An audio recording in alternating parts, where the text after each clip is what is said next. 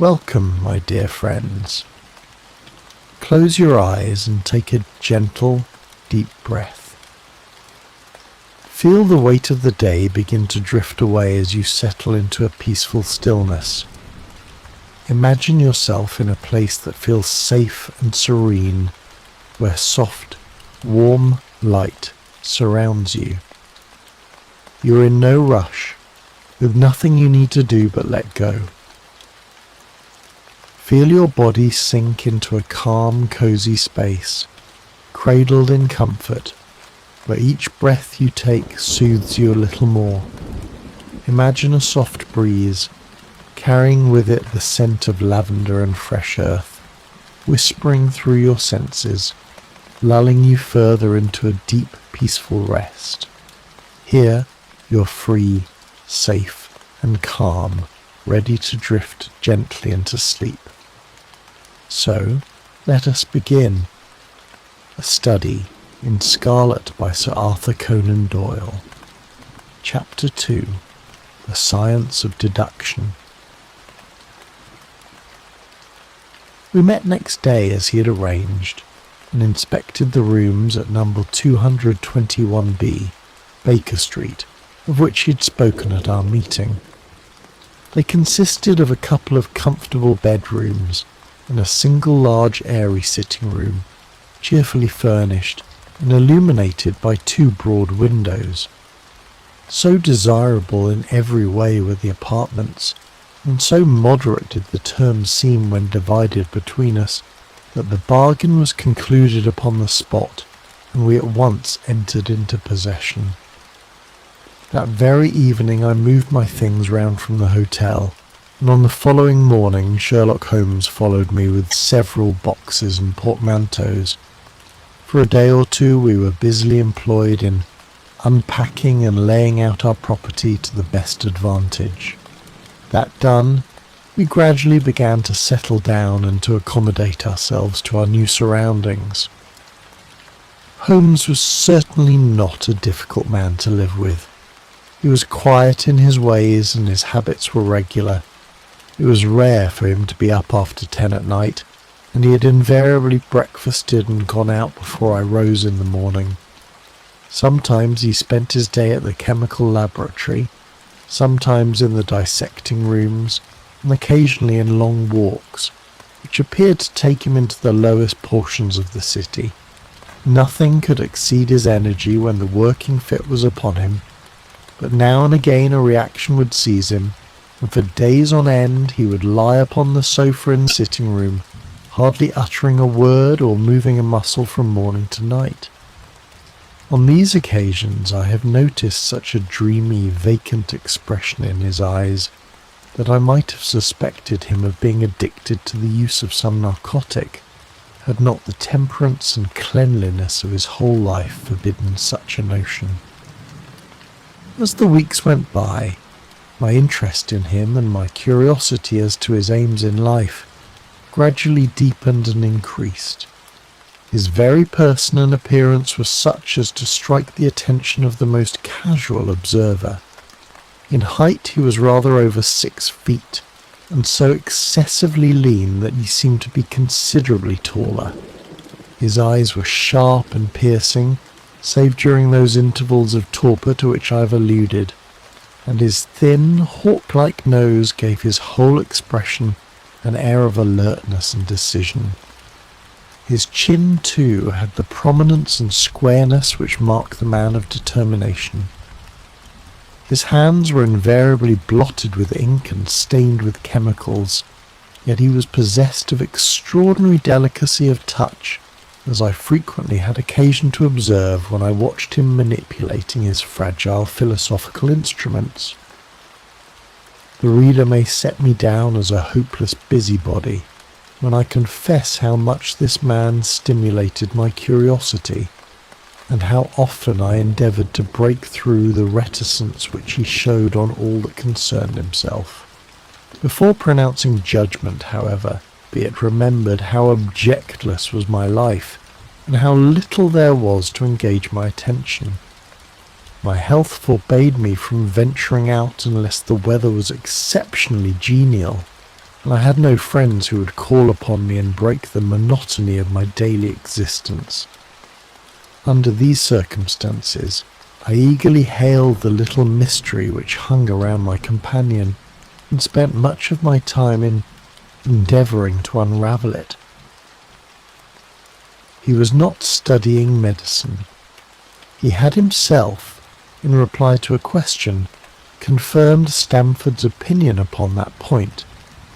Neither did he appear to have pursued any course of reading which might fit him for a degree in science or any other recognised portal which would give him an entrance into the learned world. Yet his zeal for certain studies was remarkable, and within eccentric limits his knowledge was so extraordinarily ample and minute that his observations have fairly astounded me. Surely no man would work so hard or attain such precise information unless he had some definite end in view. Desultory readers are seldom remarkable for the exactness of their learning. No man burdens his mind with small matters unless he has some very good reason for doing so. His ignorance was as remarkable as his knowledge. Of contemporary literature, philosophy and politics, he appeared to know next to nothing. Upon my quoting Thomas Carlyle, he inquired in the naivest way who he might be and what he'd done. My surprise reached a climax, however, when I found incidentally that he was ignorant of the Copernican theory and of the composition of the solar system. That any civilized human being in this 19th century should not be aware that the earth travelled round the sun appeared to be to me such an extraordinary fact that I could hardly realize it. "You appear to be astonished," he said, smiling at my expression of surprise. "Now that I do know it, I shall do my best to forget it." "To forget it? You see," he explained, "I considered that a man's brain originally is like a little empty attic, and you have to stock it with such furniture as you choose. The fool takes in all the lumber of every sort that he comes across, so that the knowledge which might be useful to him gets crowded out, or at best is jumbled up with a lot of other things so that he has a difficulty in laying his hands upon it. Now, the skilful workman is very careful indeed as to what he takes into his brain attic. He will have nothing but the tools which may help him in doing his work, but of these he has a large assortment, and all in the most perfect order. It is a mistake to think that that little room has elastic walls and can distend to any extent. Depend upon it, there comes a time when for every addition of knowledge you forget something that you knew before. It is of the highest importance, therefore, not to have useless facts elbowing out the useful ones." "But the solar system," I protested. "What the deuce is it to me?" he interrupted impatiently. "You say that we go round the sun. If we went round the moon it would not make a pennyworth of difference to me or to my work." I was on the point of asking him what that work might be, but something in his manner showed me that the question would be an unwelcome one. I pondered over our short conversation, however, and endeavoured to draw my deductions from it. He said that he would acquire no knowledge which did not bear upon his object. Therefore all the knowledge which he possessed was such as would be useful to him. I enumerated in my own mind all the various points upon which he had shown me that he was exceptionally well informed. I even took a pencil and jotted them down. I could not help smiling at the document when I had completed it. It ran in this way: Sherlock Holmes, his limits. 1. Knowledge of literature ... nil. 2. Philosophy ... nil. 3. Astronomy ... nil. 4. Politics ... feeble. 5. Botany ... variable. Well up in belladonna, opium and poisons generally. Knows nothing of practical gardening. 6. Geology ... practical, but limited. tells at a glance different soils from each other. After walks has shown me splashes upon his trousers, and told me by their colour and consistence in what part of London he had received them. 7. Chemistry ... profound. 8. Anatomy ... accurate comma but unsystematic. 9. Sensational literature ... immense. He appears to know every detail of every horror perpetrated in the century. 10. Plays the violin well. 11. Is an expert single-stick player, boxer and swordsman. 12. Has a good practical knowledge of British law. When I had got so far in my list, I threw it into the fire in despair. If I can only find what the fellow is driving at by reconciling all these accomplishments and discovering a calling which needs them all, I said to myself, I may as well give up the attempt at once. I see that I have alluded above to his powers upon the violin. These were very remarkable, but as eccentric as all his other accomplishments.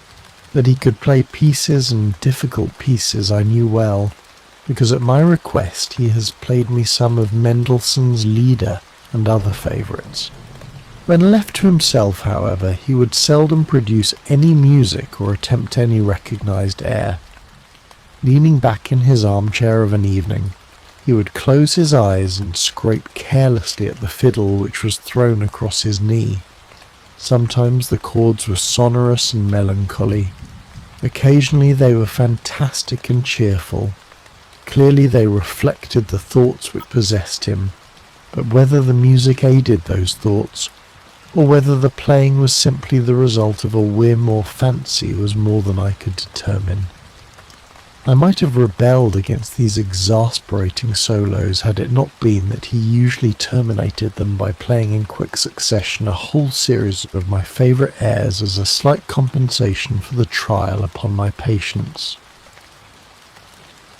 During the first week or so we had no callers, and I had begun to think that my companion was as friendless a man as I was myself.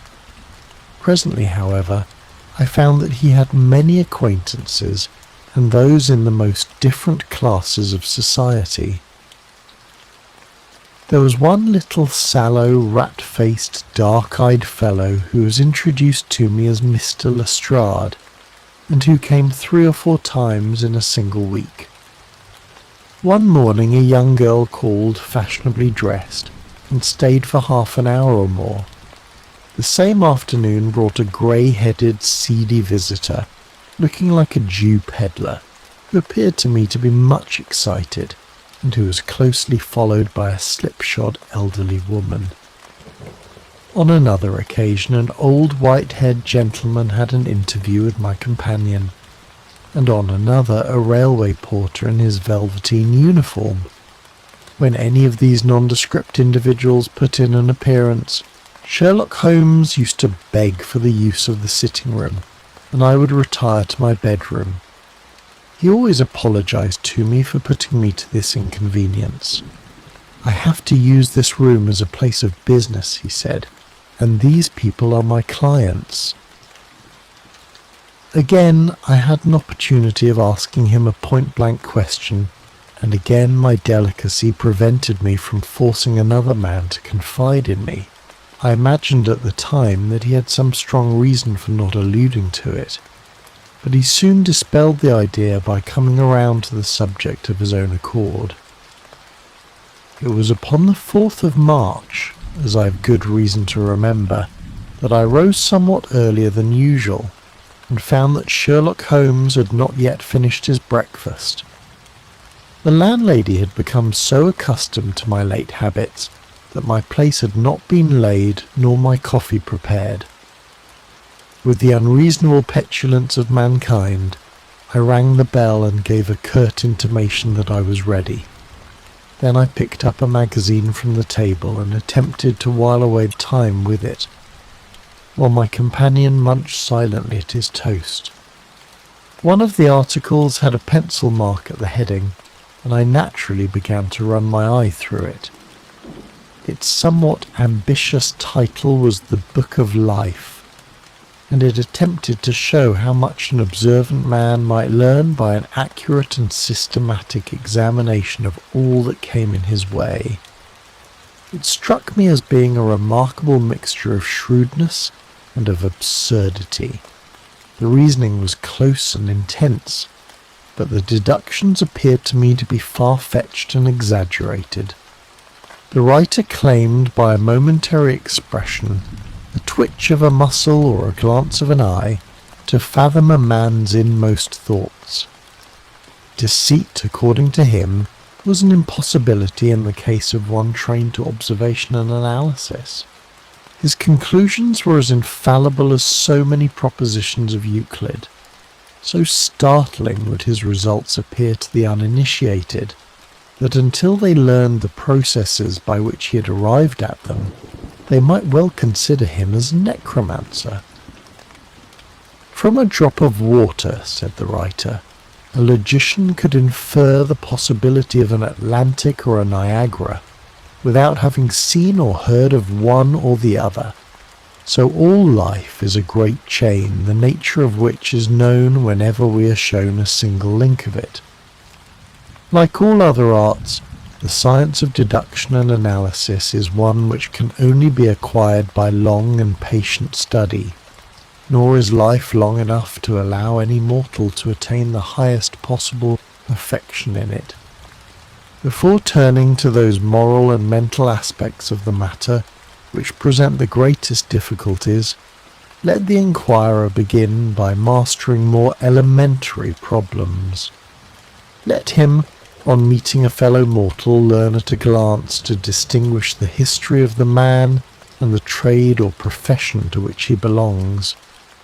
Puerile as such an exercise may seem, it sharpens the faculties of observation and teaches one where to look and what to look for. By a man's fingernails, by his coat sleeve, by his boot, by his trouser knees, by the callosities of his forefinger and thumb, by his expression, by his shirt cuffs. By each of these things a man's calling is plainly revealed. That all united should fail to enlighten the competent inquirer in any case is almost inconceivable. What ineffable twaddle!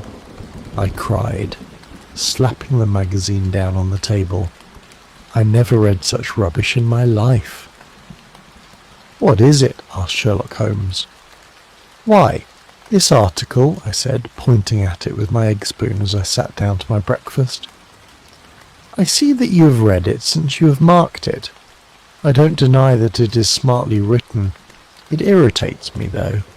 It is evidently the theory of some armchair lounger who evolves all these neat little paradoxes in the seclusion of his own study. It is not practical.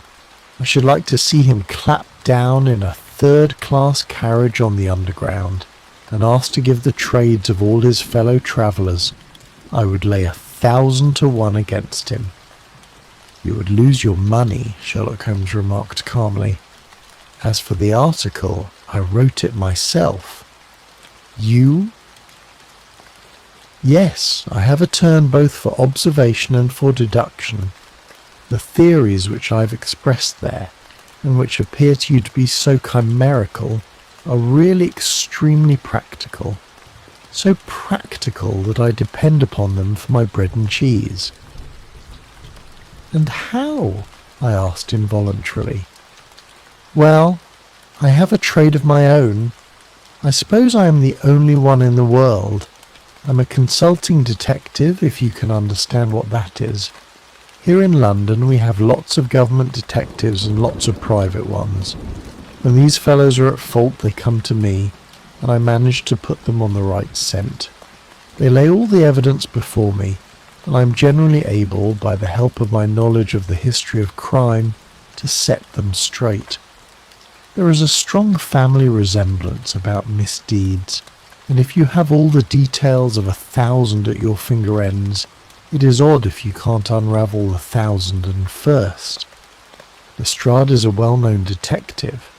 He got himself into a fog recently over a forgery case, and that was what brought him here. And these other people? They're mostly sent on by private inquiry agencies. They're all people who are in trouble about something and want a little enlightening. I listen to their story, they listen to my comments, and then I pocket my fee. But do you mean to say, I said, that without leaving your room you can unravel some knot which other men can make nothing of, although they have seen every detail for themselves? Quite so. I have a kind of intuition that way. Now and again a case turns up which is a little more complex. Then I have to bustle about and see things with my own eyes. You see, I have a lot of special knowledge which I apply to the problem, and which facilitates matters wonderfully. Those rules of deduction laid down in that article which aroused your scorn are invaluable to me in practical work. Observation with me is second nature. You appeared to be surprised when I told you, on our first meeting, that you had come from Afghanistan. You were told, no doubt. Nothing of the sort. I knew you came from Afghanistan. From long habit, the train of thoughts ran so swiftly through my mind that I arrived at the conclusion without being conscious of intermediate steps. There were such steps, however. The train of reasoning ran, here is a gentleman of a medical type, but with the air of a military man, clearly an army doctor then. He has just come from the tropics, for his face is dark, and that is not the natural tint of his skin, for his wrists are fair. He has undergone hardship and sickness, as his haggard face says clearly. His left arm has been injured. He holds it in a stiff and unnatural manner. Where in the tropics could an English army doctor have seen much hardship and got his arm wounded? Clearly in Afghanistan. The whole train of thought did not occupy a second. I then remarked that you came from Afghanistan, and you were astonished. It is simple enough as you explain it, I said, smiling. You remind me of Edgar Allan Poe's Dupin. I had no idea that such individuals did exist outside of stories. Sherlock Holmes rose and lit his pipe. No doubt you think that you're complimenting me in comparing me to Dupin, he observed. Now, in my opinion, Dupin was a very inferior fellow. That trick of his of breaking in on his friend's thoughts with an apropos remark after a quarter of an hour's silence is really very showy and superficial. He had some analytical genius, no doubt, but he was by no means such a phenomenon as Poe appeared to imagine. Have you read Gaboriau's works? I asked. Does Lecoq come up to your idea of a detective? Sherlock Holmes sniffed sardonically. Lecoq was a miserable bungler, he said in an angry voice. He had only one thing to recommend him, and that was his energy. That book made me positively ill. The question was how to identify an unknown prisoner. I could have done it in 24 hours. Lecoq took 6 months or so. It might be made a textbook for detectives to teach them what to avoid. I felt rather indignant at having two characters whom I had admired treated in this cavalier style. I walked over to the window and stood looking out into the busy street. This fellow may be very clever, I said to myself, but he's certainly very conceited. There are no crimes and no criminals in these days, he said querulously. What is the use of having brains in our profession? I know well that I have it in me to make my name famous. No man lives or has ever lived who has brought the same amount of study and of natural talent to the detection of crime which I have done. And what is the result?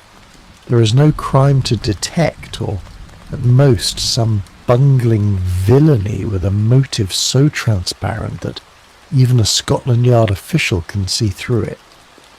I was still annoyed at his bumptious style of conversation. I thought it best to change the topic. "I wonder what that fellow is looking for?" I asked, pointing to a stalwart, plainly dressed individual who was walking slowly down the other side of the street, looking anxiously at the numbers. He had a large blue envelope in his hand and was evidently the bearer of a message. "You mean the retired Sergeant of Marines," said Sherlock Holmes. Brag and bounce, thought I to myself. He knows that I cannot verify his guess. The thought had hardly passed through my mind when the man whom we were watching caught sight of the number on our door and ran rapidly across the roadway. We heard a loud knock, a deep voice below, and heavy steps ascending the stair. "For Mr. Sherlock Holmes," he said, stepping into the room and handing my friend the letter. Here was an opportunity of taking the conceit out of him. He little thought of this when he made that random shot. "May I ask, my lad," I said in the blandest voice, "what your trade may be?" "Commissionaire, sir," he said gruffly. "Uniform away for repairs." "And you were?" I asked, with a slightly malicious glance at my companion. "A sergeant, sir. Royal Marine Light Infantry, sir. No answer." "Right, sir." He clicked his heels together, raised his hand in a salute, and was gone. I hope you enjoyed the story. Good night, my dear friends.